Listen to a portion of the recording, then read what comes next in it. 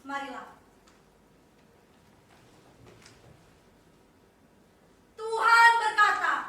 Tuhan berkata, bersujudlah engkau semua kepada Tuhanmu.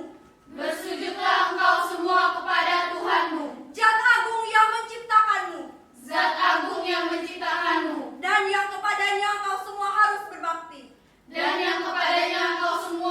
berbakti. Maka bersujudlah semua penghuni sorga kecuali iblis. Iblis itu bertanya kepada Tuhan. Kenapakah engkau menciptakan manusia? Sedangkan mereka kelak hanya akan menumpahkan darah di muka bumi ini. Maka sesungguhnya ketahuilah bahwa Tuhanmu lebih mengetahui apa-apa yang tidak engkau ketahui.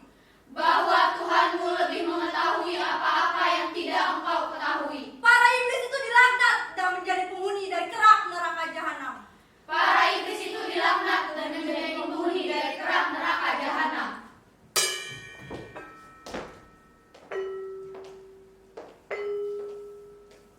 Akan tetapi Tuhanku, kini engkau menyaksikan sendiri bahwa manusia ini dari hari ke hari memang selalu menumpahkan darah. Kalau ada di antara mereka yang tak menumpahkan darah, maka paling tidak mereka saling menghisap darah. Yang satu menghisap yang lain dengan berbagai bentuk dan cara. Ya Tuhanku, Engkau maha mengetahui semua itu dengan mata kepalamu sendiri. Entah kalau para malaikatmu memberikan laporan-laporan palsu. Tapi aku tahu bahwa matamu terlalu tajam untuk bisa ditipu. Amin ya Rabbal Alamin. Interupsi. Maaf saudara pimpinan, sebelum terlanjur saya punya usul. Saya kok agak khawatir mengikuti sidang ini di sini, karena meskipun gedung ini tertutup, tapi bisa saja ada manusia yang mengetahui kalau kita bersidang di sini. Misalnya, mereka mendengar dari luar situ suara kita atau tepuk tangan kita. Nanti kalau mereka membawa kawan-kawannya atau bahkan membawa polisi atau tentara, pasti akan jadi ramai pimpinan. Dan sidang kita ini pasti akan berhenti di tengah jalan. Kan sayang, kita sudah susah-susah berkumpul di sini, jangan sampai sia-sia dan mubazir. Jadi usul saya, bagaimana kalau kita pindah tempat? Bagaimana pendapat para saudara lainnya? Silakan saja. Sidang setan-setan terkenal demokratis murni. Ayo, Pimpinan saya. Ya. Kelihatannya saya setuju dengan usul setan dari Depok itu. Bukan karena kita takut pada manusia, tapi saya tidak ingin pertemuan kita ini terpotong. Saya jauh-jauh datang ke sini, meninggalkan anak dan suami. Dan saya kasih tahu ya, di daerah saya sana itu, manusia sudah mulai berontak sedikit. Kemarin, saya menyaksikan sebuah acara pengajian, di mana salah seorang kiai berkata seperti ini.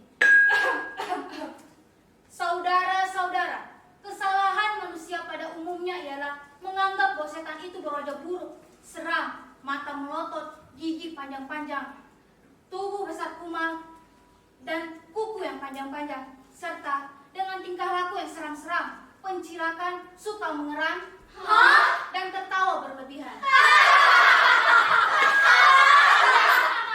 Sungguh-sungguh tidak.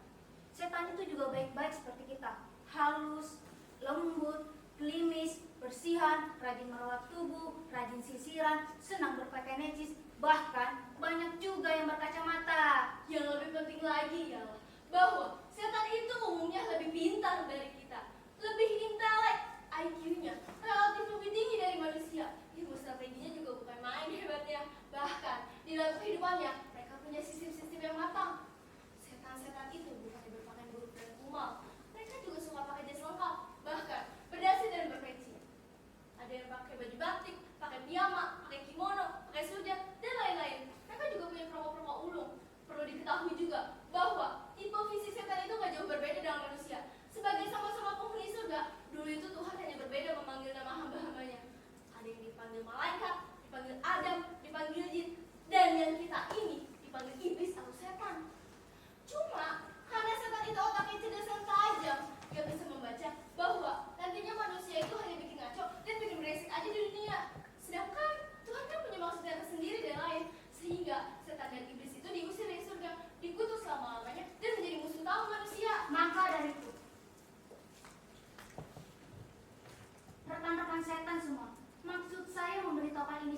ialah agar kita semua waspada bahwa manusia telah mengetahui bahwa kita juga seperti mereka. Jadi, manusia mulai waspada. Kita di sini mungkin saja diketahui bukan sebagai manusia, tapi setan. Betul tuh. Apalagi kalau mereka sampai menyebarluaskan pengetahuan baru itu. Sebab itu bukan mustahil terjadi. Siapa tahu manusia ingin mulai pusing dengan keberesikan-keberesikan mereka sendiri. Sehingga mereka mulai menuduh bahwa setanlah yang mempengaruhi mereka semua. Kalau itu nantinya menjadi kesadaran nasional atau bahkan internasional, siapa tahu akan timbul revolusi besar-besaran perlawanan terhadap pengaruh para setan. Pimpinan, Ya, saya ayah tanggapan. silakan. Saya pikir eta teh baru suatu gejala kecil. Itu perlulah kita pikirkan, apalagi kita cemaskan.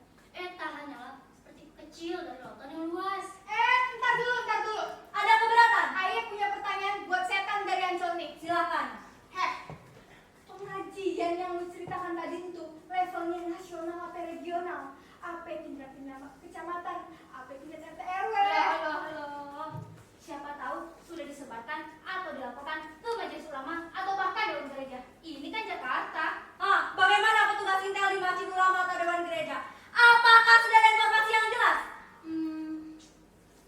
Sepanjang yang saya amati, belum ada laporan atau pemikiran semacam itu dari majelis ulama maupun dewan gereja. Malahan menurut praduga saya, kalau ada pemikiran semacam itu akan dilaporkan kepada badan itu, dan kemungkinan besar mereka akan tersinggung atau marah. Mereka bisa dikutuk seperti mengutuk corona. Bagaimana para lainnya? Pimpinan, saya pikir kita terusin wae lah sidang kita di sini. Ngapain sih manusia aja kok dipikirkan? Loh, abrinya kuat loh. Kita buat masuk videonya wae aku. Ada singkat kebatinan loh. Mah gampang. Kita suguhi wayangan wanita telanjang. Ada yang bawa Al-Quran atau salib loh? Ya kita menghilang. Ayah setuju. Atau kalau mereka datang kemari, kita pura-pura jadi manusia aja gimana? Nah, kita berlaku sopan seperti mereka. Kalau perlu kita kasih rokok biar diam. Masih filter boy. Yo, kretek bro. Rokok Rokok Samsung. Biayanya ngasih sob. Kamu menokrak.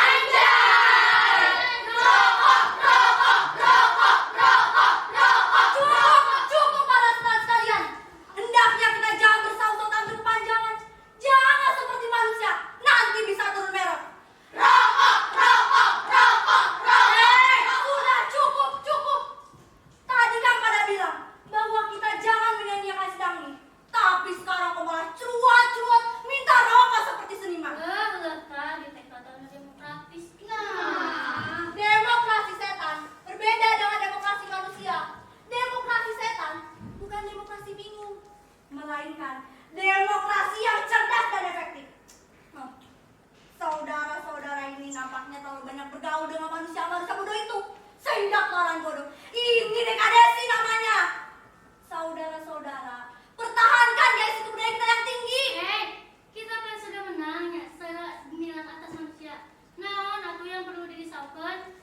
Kita hidup bukan demi manusia, melainkan demi kehidupan diri kita sendiri. Mengalahkan manusia hanyalah salah satu identitas di antara sekian identitas yang lainnya. Tapi kita bakal masuk neraka juga nantinya. Benar tuh.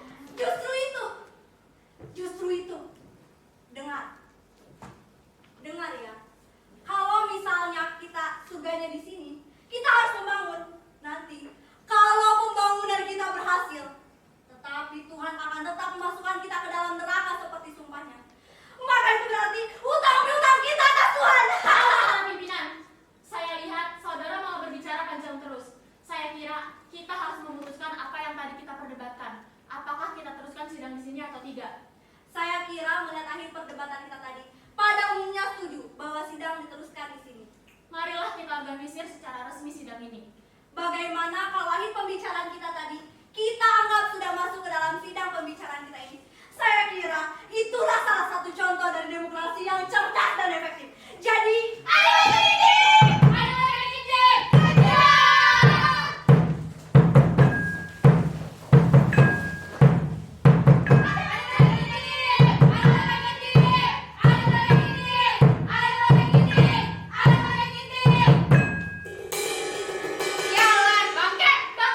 Bagaimana?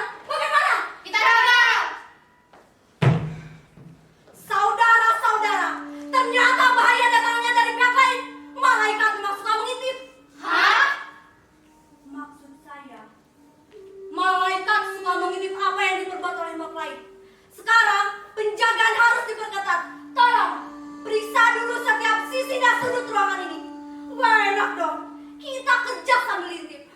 Makhluk suci macam malaikat mestinya mengerti dan memahami etika antar makhluk di bumi ini. Siap, pimpinan sidang. Laksanakan.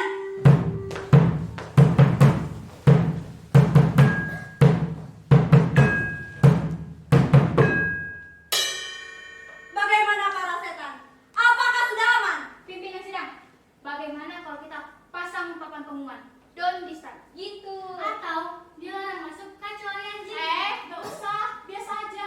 Dilarang masuk kecuali setan. Jujur kan? Aduh, justru itu malah merangsang manusia biar dia masuk kemari. Itu mental manusia memang begitu, melanggar yang terlarang, tak mengerjakan yang diperintahkan. Emang dasar manusia so jago. Apalagi manusia yang namanya seniman. Dia biasanya paling tidak takut sama kita. Mungkin mereka memang semacam kita. Tapi kadang-kadang seperti malaikat. Punten saudara-saudara, saya mengharapkan jangan banyak omong soal manusia, apalagi yang namanya seniman. Sebab mereka paling tak mau dikritik. Ah, masa? Mereka itu justru tukang-tukang kritik. Tak sebabnya. Tukang kritik itu tugasnya mengkritik, bukan dikritik. Kenapa keberatan sih kalau ngomong seniman? Toh, mereka juga nggak dengerin omongan kita. Lu keliru. Para seniman itu emang sering ngumpul di mari. Kita kudu hati-hati. Atau jangan-jangan nih ada yang ngintip di mari. Soalnya emang susah membedakan antara manusia sama seniman. Ya elah, kalaupun mereka di sini, kenapa juga harus dikhawatirkan? Loh, jangan main-main dengan seniman. Memang kehidupan perempuan di tempat pelacur, dinitkem atau simbang, seniman itu seperti kita. Tetapi kalau sudah di podium, di panggung, atau muncul di buku-buku, seniman itu seperti malaikat. Bahkan dunia bisa dibikin melek mata oleh mereka. Jadi, seniman ada musuh kita nomor satu. Tapi umumnya mereka jarang sembahyang. Dan senang mengejek agama. Bukan mengejek agama, melainkan itu membahayakan perjuangan kita. Sebab, jika mereka bisa mencairkan para pemeluk agama itu. Dan saya dapat tambahan informasi. Akhir-akhir ini teh banyak di antara seniman yang mulai sembahyang lagi, mulai kabar reza lagi, mulai ke masjid lagi. Mungkin karena mereka frustasi atau entah kenapa, tapi yang jelas eta merupakan tantangan bagi tugas suci kita. Allahu Akbar! Allah Maha Besar.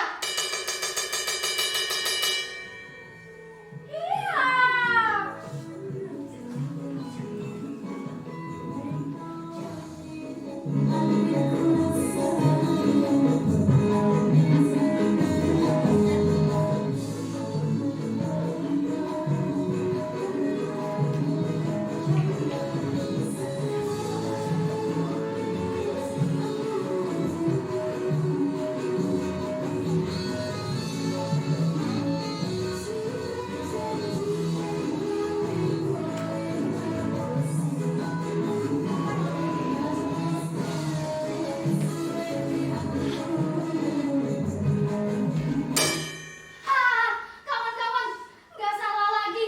Dia itu seniman. Bangun lo, bangun. Lo itu seniman kan? Jadi ngaku lo seniman. Bukan. Saya juga setan kok. Ya bener. Beneran.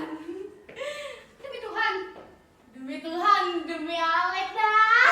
Demi iblis nenek moyang kita. Demi iblis nenek moyang kita. Demi adik kekasih kita. Demi adik kekasih kita. Berani mati berdiri. Berani mati berdiri. Berani sakit ayam. Berani sakit ayam. Berani lo dikutuk. Berani dikutuk. Kalau dikutuk beneran mau jadi apa, Kak? Mau jadi caleg. Lebih baik jadi caleg daripada jadi seniman. Alasannya teh naon? Nih, saya kasih tau ya. Bentar.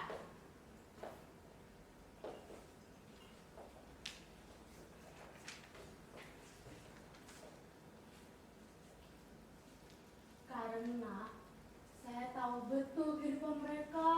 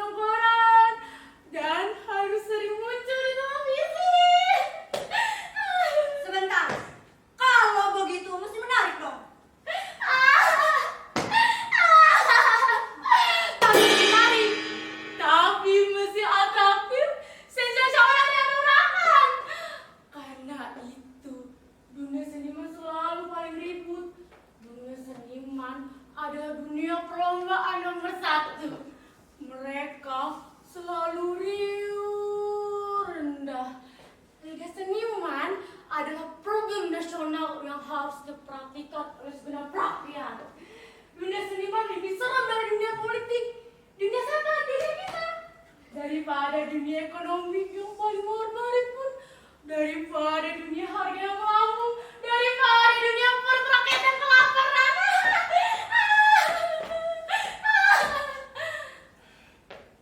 Dah, ya cukup kan? Kalau gitu, gua mau nyalonin jadi caleg seniman. Apa? Dong setan-setan apa? Caleg seniman. Cakep. Kalau gitu gue mau jadi caleg seniman. Masih. Iya.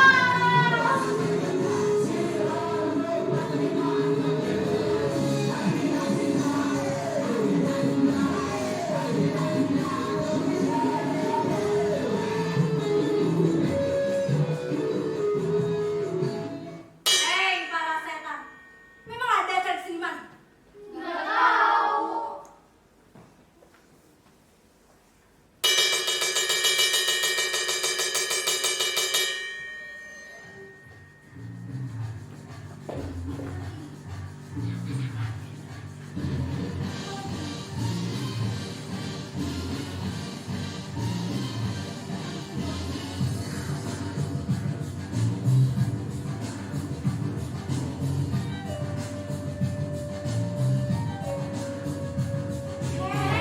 Lain.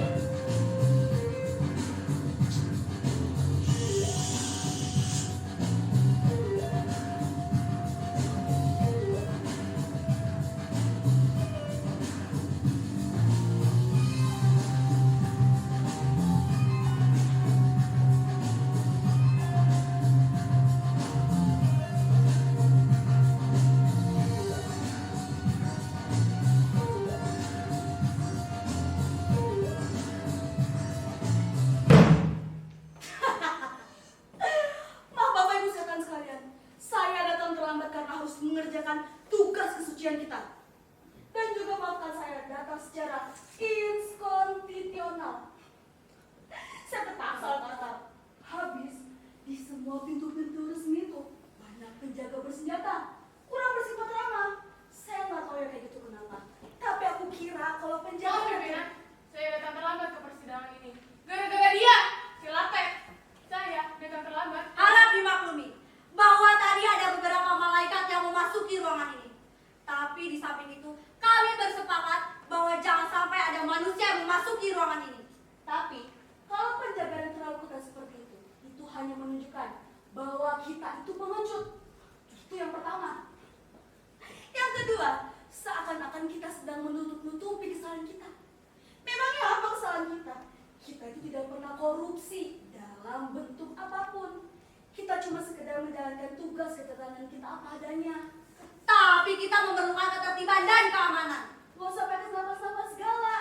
Kuno, kayak zamannya Pak Soeharto. Loh, apa boleh buat? Ya lah.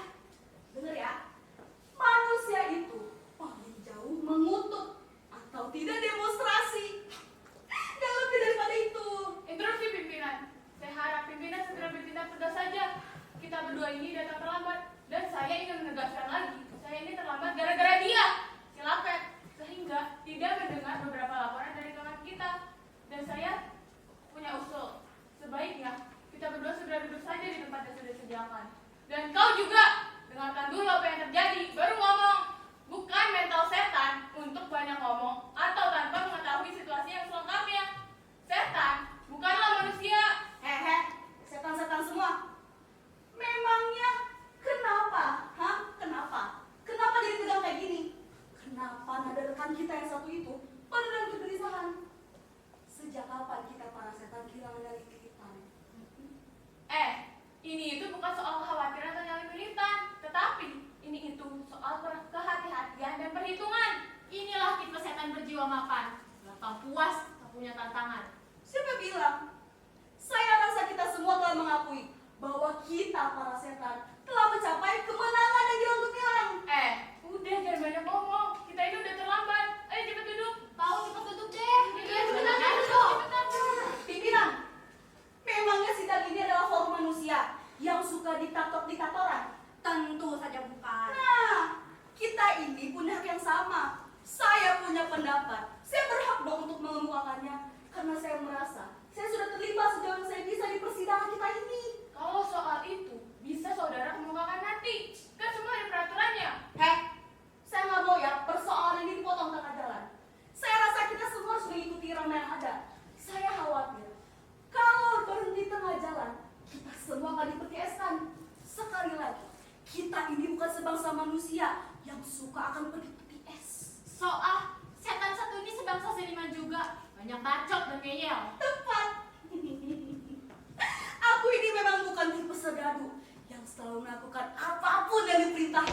bajingan. Engkau bajingan. Aduh. Engkau bajingan. Ayo tumpuk apa? Tahu begitu. Ayo sini, ayo. Hei, sudahlah, cukup. Ngapa? Ingin ku swing mulut tancang itu. Kepalan tangan kiriku ini bisa merobohkan kereta api. Ayo sini kau berani. Berani, ayo sini. Banyak kacau tuh. Berani lo. Hei, sudahlah, cukup. Kita jangan pernah penyakit manusia bertengkar satu sama lain. Sedang keledai pun bisa rukun sama rekannya. Sekarang kalian cepat kembali ke tempat duduknya masing-masing. Cepat. Itu sudah pasti pimpinan. Manusia itu memang lebih rendah daripada keledai. Keledai punya telinga yang lebih besar daripada mulutnya. Sedangkan manusia, mulutnya itu lebih besar daripada telinga. Anda memang pandai bicara. Maaf teman-teman sekalian, harap dimaklumi rekan kita yang satu ini. Sebab tugas dia memang berada di kalangan para diplomat, politisi, jenderal, menteri-menteri dan lain sebagainya. Jadi maklumlah kalau dia pandai memutar-balik lidah seperti manusia di kalangannya. Tapi demi kedamaian antar para setan, saya sebagai pimpinan sidang mempersilahkan dengan segala kerendahan hati agar saudara berkenan menempati tempat duduk yang telah disediakan. Baiklah.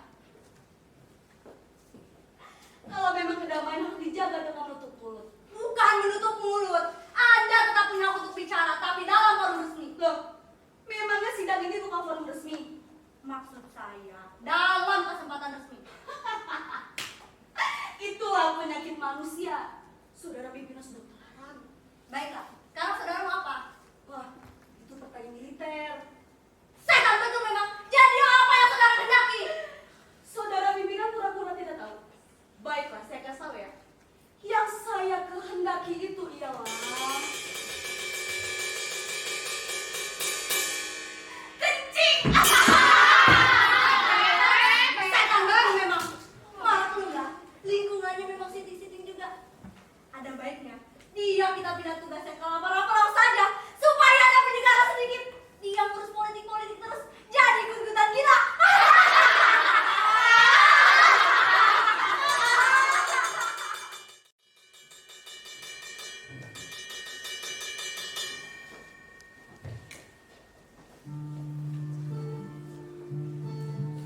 Tuhanku, sebenarnya ingin ku kenyang segalanya di dunia ini dengan lidahmu. Sebenarnya ingin ku rasakan kehidupan ini dengan perasaanmu, dan ku pikirkan ia dengan otakmu. Tetapi beribu kali ku kejar-kejar kamu, luput selalu dari genggamanku.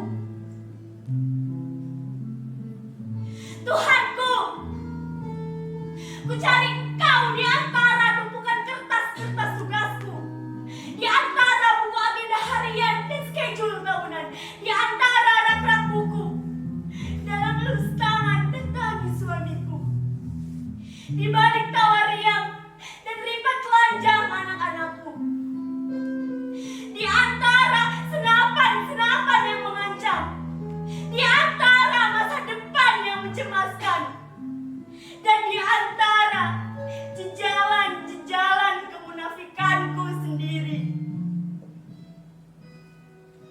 Tuhanku, sia-sia belaka semuanya. Kau luput dan terbang cepat seperti lalat. Dengungmu mengerubungiku, tapi tak sekalipun bisa aku sentuh. Akhirnya ku sebut-sebut saja namamu sebesarku. Dalam keributan hidupku dan dalam kelemahannya, dalam bahagia yang membayang dan dalam darahnya yang bagai api menganga. Tuhanku, tiba-tiba pada suatu hari aku mati. Kau cabut nyawaku tanpa kau beritahu apa-apa. Semua keluargaku menangis, suamiku pingsan, dan semua tetanggaku berbela sungkawa.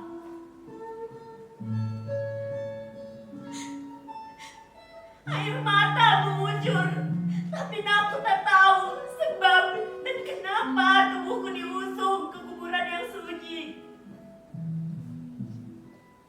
Aku akan menyertainya dalam sunyi yang sejati.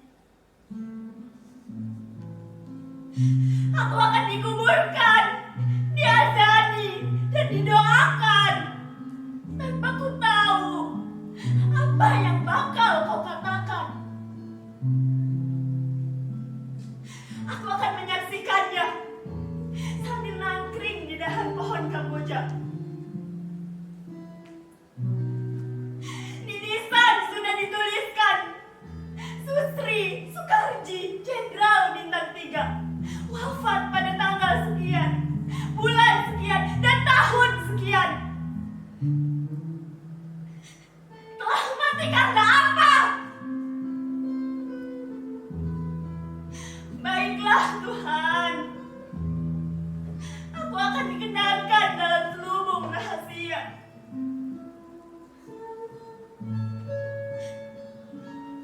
Manusia beredar dari hari ke hari, tapi tak kekal seperti matahari. Manusia bergerak dari hari ke hari, hanya untuk merejam-rejam dirinya sendiri.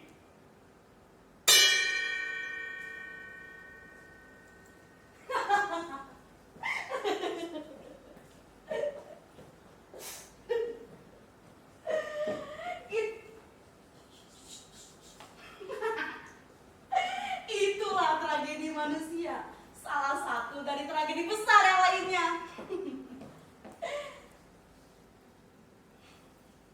Seorang jenderal dinyatakan mati secara misterius. Telah copot jantungnya secara mendadak. Siapakah dia? Seorang jenderal. Apakah rakyat telah membunuhnya? Menurut sejarah mungkin seperti itu. Tapi aku rasa ini tidak. Jadi siapa pembunuhnya? Mungkin seorang dokter, mungkin seorang pembantu, atau mungkin dari rumahnya sendiri, atau juga seorang tamu yang baik hati. Tapi itu adalah suruhan dari jenderal yang lainnya. Boya teh gelut dengan boya. Cicak-cicak ditimpa rahasianya. Perang politik. Itu formatnya. Keadilan dan kebenaran itu adalah ujung lidahnya. Tapi perutlah isi pokoknya. Rebutan kekayaan. Rebutan tanah, tahta dan juga kekuasaan. Lalu, apa yang harus kita lakukan sekarang? Biarkan saja. Itu adalah urusan manusia. Tolong panggilkan mereka para pengubur itu. Jangan biarkan aku di situ. Aku punya hak untuk dikubur. Itulah kewajiban terakhir mereka atasku. Dan itulah permintaan terakhirku. Aku tak akan menuntut apa-apa lagi sesudah itu. Sayang sekali sahabatku. Tolonglah aku. Tidak mungkin. Pertama, kami para setan tidak akan pernah mengampuni manusia. Apalagi meminta tolong kepada kita.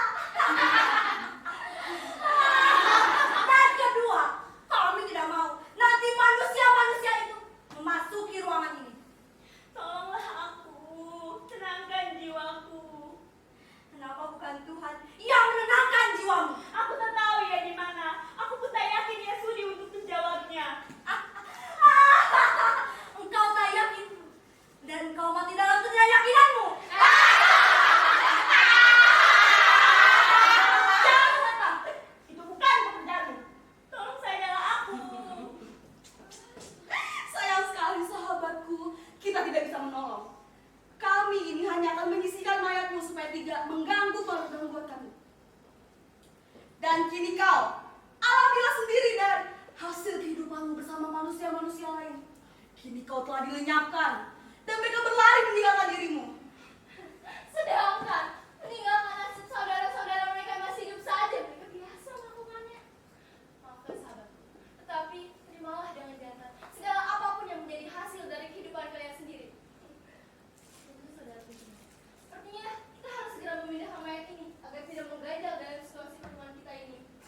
Saudaraku, hendaknya yang barusan terjadi menjadi pelajaran bagi kita bersama. Manusia telah meminta tolong kepada kita para setan. Dan marilah kita berdoa bersama-sama agar kita para setan tidak akan pernah meminta tolong kepada manusia. Amin. Juga tidak minta tolong pada jin. Amin. Apalagi malaikat. Amin.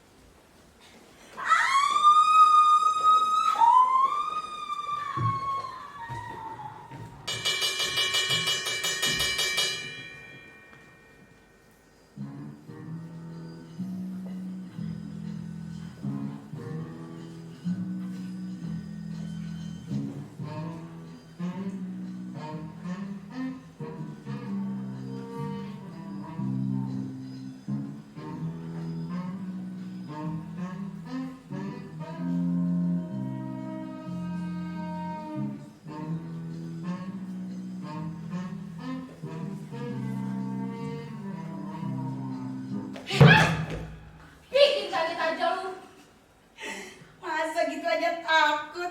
Kaget gua, bukan takut. Minta lu kayak bajigur. Alah, lu aja gak ngalamin sendiri. Iman lu kayak badan lu tipis. Sama main mati aja takut. Emangnya ada yang main hidup? Ada, sini gua kasih tau. Ini yang kayak elu nih. Namanya main hidup. Bangsat emang lu. Kalau lawan tentara boleh lari pontang-panting. Lah ini lawan main mati aja malah kabur. Anjing. Udah, gak usah main bacot. Ngomong-ngomong, di mana tadi jatuhnya? Sini gua kasih tau. Di sini nih. Di sini mana? Ya di sini. Lah, sekarang mana dia? Ya nggak tahu. Beli rokok kali ya? Jangan ngadi-ngadi. Soal mayat nih. Abis main aja main-main. Gendong setan kali ya? Buat apaan? Buat main. Bus, dia kan jenderal. Justru entu. Diam dah, gua cari dulu. Ya udah dah, soalnya cari. Ntar udah dulu.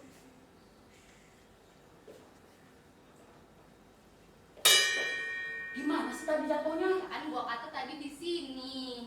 Ya bener aja lu. Wow, lu akhirnya semua juga tahu. Coba lu bantu cari dah, masa gua sendirian? Ya udah dah.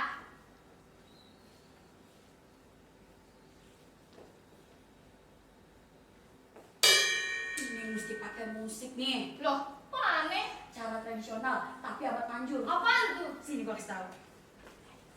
Tuh mayat kan lagi mau mainan sama setan. Kalau kita bunyi musik, tuh setan bakal nari, joget. Entar dia lupa sama tuh mayat, gak kerasa dilepasin. Mau dicoba? Atur dah, daripada kita susah-susah. Iya, ngurusin jendela satu aja. Ntar gak ketemu-temu, gak bisa kerja kita. Iya, kagak bisa makan kita. Tapi musiknya, musik apaan? Kalau di kampung gue dulu pakai lampah sama kinangan, bluk-bluk neng gitu. Wah, susah dong nyari tampah. Mana ada orang Minang? Iya, mana ada juga orang Minang. Ah, gue tahu. Kita pakai tep. Cuman lo ada kagak tepnya? Kagak ada. Oh, gue sih ada. Cuman musiknya irama apaan? Dangdut. Wah, tapi kita mesti tahu persis tuh ya selera tuh setan apaan. Pokoknya lu coba aja dah. Ntar kalau nggak bisa, coba pakai rock and roll. Cepetan ambil dah. Oke, Bre.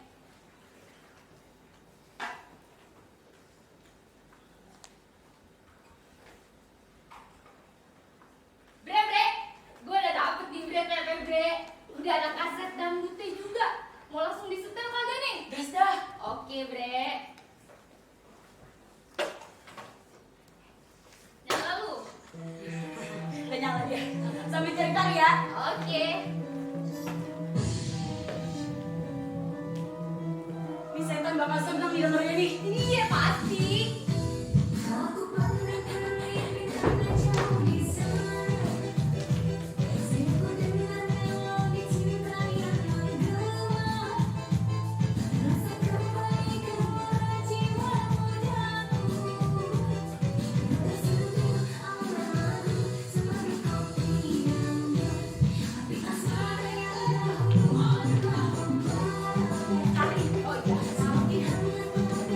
Sono dong.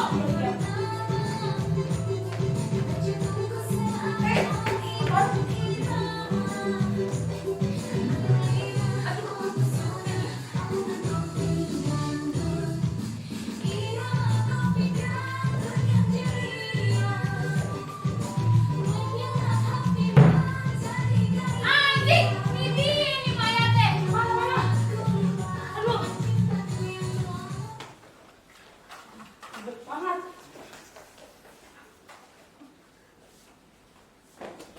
Aduh, tar dulu. Apa? Ini anjing apa mayat nih? Mayat maksud gua. Ngomong yang benar. Ya maaf. Tar dulu, lu taruh dulu nih. Taruh Ribet dah. banget.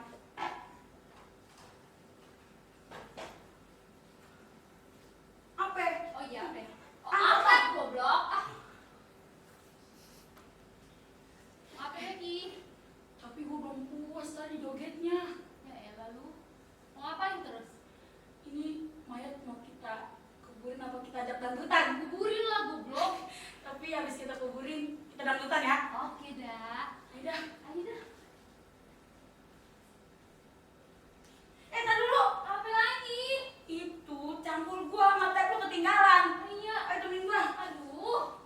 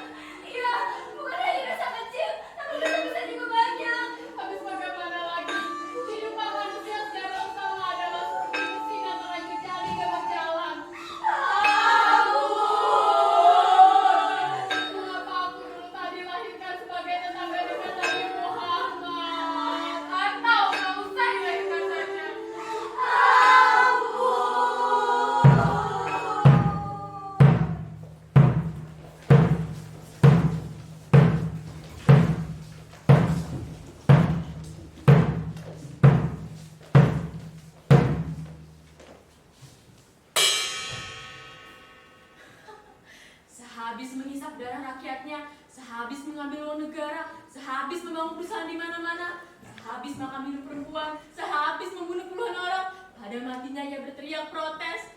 Kenapa dulu aku tak dilahirkan sebagai tetangga dengan Nabi Muhammad? Kenapa aku lahir di dunia? Itulah manusia. Tuhan, Gusti Nuh Agung, kau saksikan sendiri sekarang betapa manusia-manusia ini telah bopeng-bopeng jiwanya, telah mencintai dunia dan benda-benda lebih dari semuanya, telah hilang dalamannya, Telah merosot mulutnya, Telah beku ibadahnya, tapi cair hidupnya. telah menjadi budak dari bayangannya, Telah menjadi anjing piaraan dari nafsunya. telah munafik dan membohongi mimpinya sendiri. Telah kau buktikan sendiri betapa sia-sia kau menciptakannya. Dulu kan saya pernah bilang bahwasannya manusia itu akan menumpahkan darahnya dan membunuh dirinya sendiri. Akukah yang keliru atau engkau? Namun aku tahu, tidaklah engkau pada satu kali pun keliru. Maka jika demikian, apakah yang tersembunyi di balik hendakmu yang begitu? Tuhan, hiburanmu terlalu mahal dan berbahaya. Saudaraku, hendaklah jangannya kita bersikap sombong dahulu kepada Tuhan. Kita tahu, Ia Maha Kuat dan Maha Agung untuk kita sombongi. Ia terlampau besar untuk kita tertawakan. Baiklah, sekarang kita berpikir lebih dalam akan tugas-tugas kita. Impian kita masih panjang dan perjalanan kita masih jauh jalannya. Memang, dunia manusia telah demikian menurut hidupnya. Tapi bukan berarti tidak ada yang berbuat lebih dari itu. Di mana-mana perang, di mana-mana penindasan, di mana-mana kemunafikan, di mana-mana darah bertumpahan, di mana-mana air mata berjatuhan. Apakah ini tidak cukup menjadi bukti Tuhan? Memang ada itu semua, tapi tidak di mana-mana. Dunia manusia juga masih ada kebenaran yang coba dipertahankan. Masih ada keadilan, masih ada cinta dan kesetiaan. Tetapi demi apapun, kehidupan mereka tidak akan berubah menjadi lebih baik, melainkan akan tambah rusak dan berantakan. Raksasa itu terlampau besar untuk dewan kesatria yang makin kurus kering tubuhnya. Hei, berapapun kurus dan kering ia, kesatria masih ada. Itulah tantangan kita. Ia akan makin kurus dan kering kemudian mati sama sekali. Belum tentu. Kini mulai muncul perjuangan dan kekuatan gaib yang melawan kita.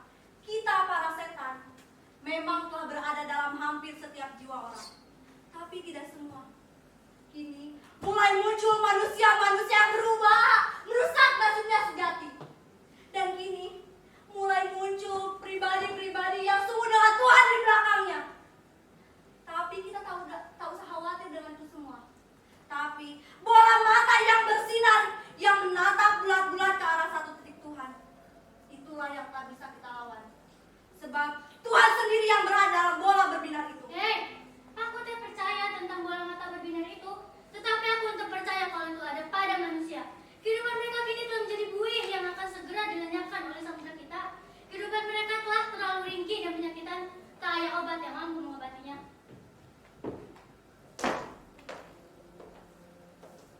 Kalian dengar para setan, dengarlah! Alam semesta ini berada di genggaman suatu zat yang padanya tidak ada sesuatu yang tak mungkin. Manusia telah kehilangan nilai dasar. Itu hanyalah impian mereka yang lenyap saat mereka bangun pagi. Mereka memang seperti memegang nilai, tapi nilai itu hanyalah nilai yang tergeret mundur, yang telah dikompromikan dan direka-reka berdasarkan kebutuhan darurat mereka.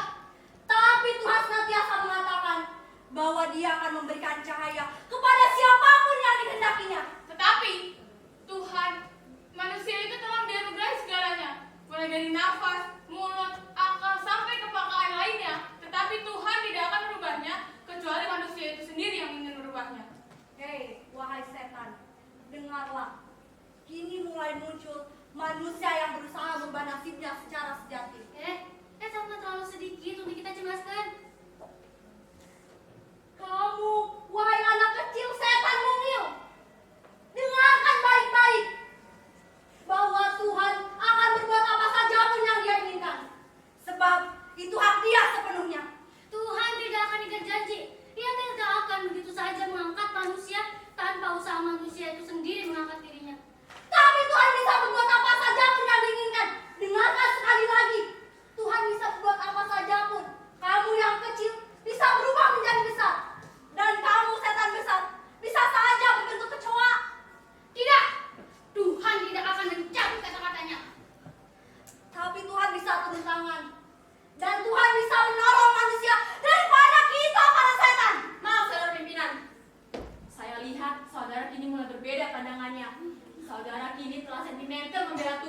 manusia. Ini adalah malapetaka. Nampaknya saudara pimpinan tak insaf. Pimpinan sidang kelihatannya sudah mulai mengingkari eksistensinya. Kau berkhianat kepada sumpahnya. Demonstrasi, demonstrasi, demonstrasi. Tuhan, kami butuh keadilan. Tuhan, kami berdoa. Demonstrasi, demonstrasi, demonstrasi, demonstrasi, demonstrasi, demonstrasi, demonstrasi.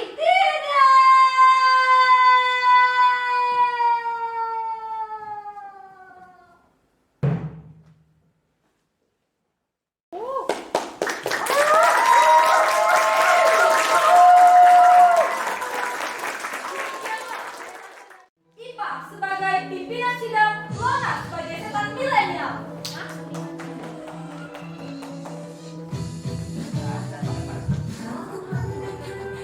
Siva sebagai setan